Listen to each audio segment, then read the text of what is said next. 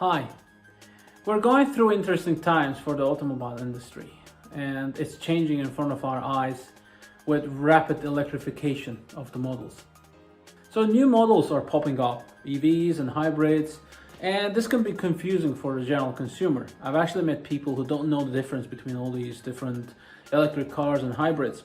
So in this episode, I want to give you a one-on-one on the types of electric vehicles and hybrids, their differences, advantages, disadvantages, without going too much into detail. So stay tuned and let's go.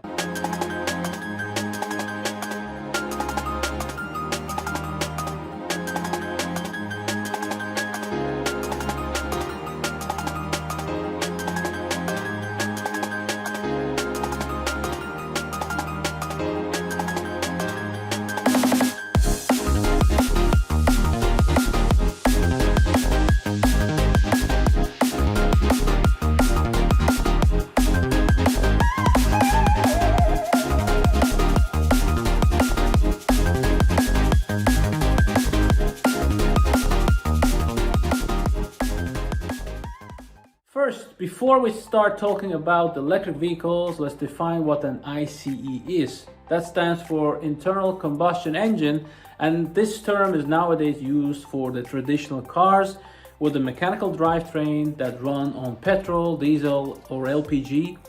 And typically the engine in these cars is combined with the transmission, manual or automatic. Together they form the drivetrain and they propel the car forward. And to achieve maximum torque, you need to reach an optimum RPM in these cars. Key disadvantages of these cars is that, well, first of all, they emit CO2, and that's why they're being chased down. Other disadvantage, which is proportionate to the CO2 emission, is the fuel consumption. And also you have quite a maintenance routines on these cars with all the oil changes and filter changes. So, electric vehicles. The key difference of an electric vehicle from an ICE vehicle is the drivetrain itself. In electric vehicles, it uses an electric motor, and normally there is no transmission, there's no gearbox. However, there is one exception, which is the Porsche Taycan with a 2-speed automatic gearbox, but that is an exception, so it's a different story. There are different types of electric vehicles, but in general, their advantage is that they're quieter. They reach maximum torque instantaneously from the moment you actually press the accelerator, and they can be driven with a single pedal. That is also known as the single pedal driving. That saves on your brakes and brake pads. And normally electric vehicles are either CO2 free while driving, or they have a lower emission depending on the type. The most common type of electric vehicles are the battery electric vehicles, or BEV. I think the flagship of this type is definitely Tesla and the Tesla models. But there are some honorable mentions such as Nissan Leaf, Hyundai Ioniq, Chevy Bolt, and Renault Zoe, and lately Polestar 2, Porsche Taycan, Audi e-tron, Volkswagen ID series, and more and more. But basically nowadays every major car manufacturer has either already released a BEV or are in the making of that. And the advantages of the BEV, well, on top of the general advantages I listed for the electric vehicles, one other is that they can be charged. They can be charged overnight if you have a charger at home or at the nearby parking station. So when you're up in the morning, they're either fully charged or you have enough juice to drive around. And coming to the disadvantages, well, charging again. First of all, they have a battery, and that can be a large battery. The battery is heavy, so that increases the weight of the car. And nowadays, BEV manufacturers promise in average 350 kilometers of range on full charge.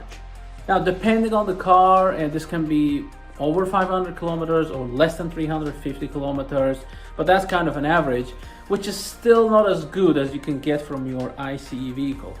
Another problem is the charging speed, which is also kind of at least 20-25 minutes to get you up to 80% of charge.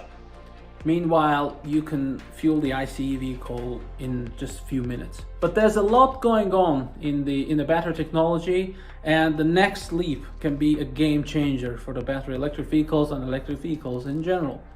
And availability of chargers and charging stations can also be an issue. Nowadays, Tesla has the best charging infrastructure in the world, but looks like it's really developing, and we're getting more and more chargers, and especially fast chargers that can get your car to full charge in a shorter time, which is again somewhere around 40 to 45 minutes at least. One more disadvantage of the BEVs is that their price tag is still quite expensive. That makes it unaffordable for many consumers out there. However, their overall lifetime ownership cost can still be lower than their ICE alternative. Next stop, the fuel cell electric vehicles. Now, the fuel cell electric vehicle compared to the BEV doesn't have a battery or has a smaller battery. So fuel cell EVs can still drive electric only, but this time the electric power is provided by an electrochemical aggregate that uses hydrogen to produce electric power. The main advantage of the fuel cell electric vehicles over a battery electric vehicle is that they can be fueled with hydrogen in a very short time, comparable to fueling an ICE. And they're emission-free too, and their byproduct is only water vapor.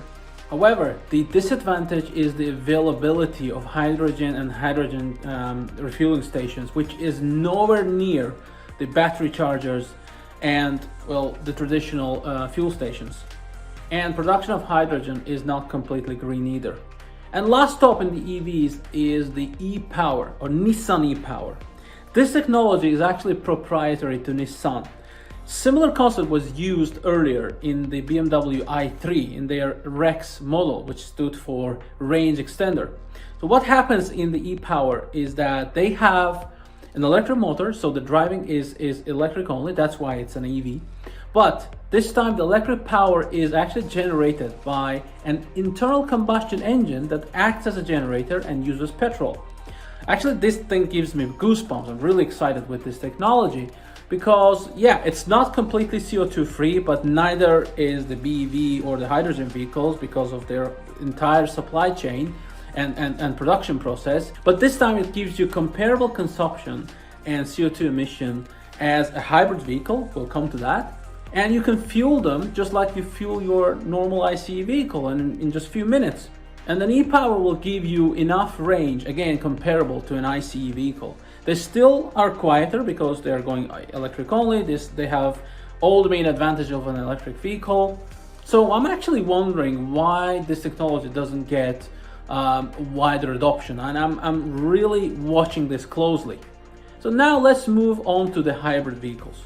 The traditional hybrid vehicle is something in the middle between an ICE and electric vehicle. It can still drive electric only. It has both an electric motor and an ICE, and they're combined in the drivetrain. And they will also have a transmission, which is typically an automatic transmission.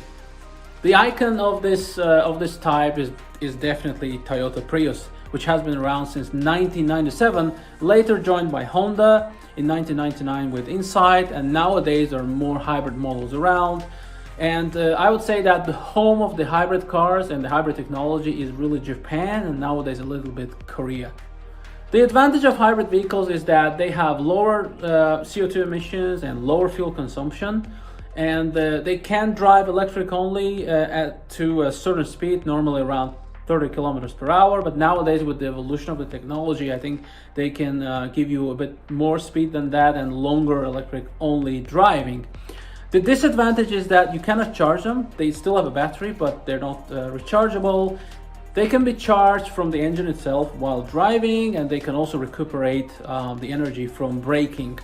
Another disadvantage is that you still don't get the full ownership experience as you get from a battery electric vehicle, and the car still has all these maintenance routines and you still need to fuel it.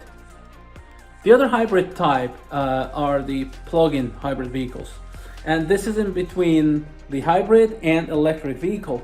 So they still have the normal hybrid drivetrain. They can drive just like the hybrid, but this time the battery is larger, so you can actually recharge it, and you can drive electric only for a longer time and longer distances, which is typically around 50 kilometers nowadays. The advantage of these cars is that you have the full flexibility and freedom. If you want to charge and drive electric only, you can do that. And you don't have the range anxiety, because you can still fuel the car and you can go for your long haul commute with a peace of mind. The disadvantage, in my opinion, is that they're still very expensive. That brings their price tag closer to the battery electric vehicles, and you don't have the same lifetime ownership savings as you get from the battery electric vehicles. But it can still be a nice compromise for those who want to have the option of electric only driving and charging, but at the same time without the range anxiety problem and you can drive long distances. And the last mention in the hybrid family is the mild hybrid.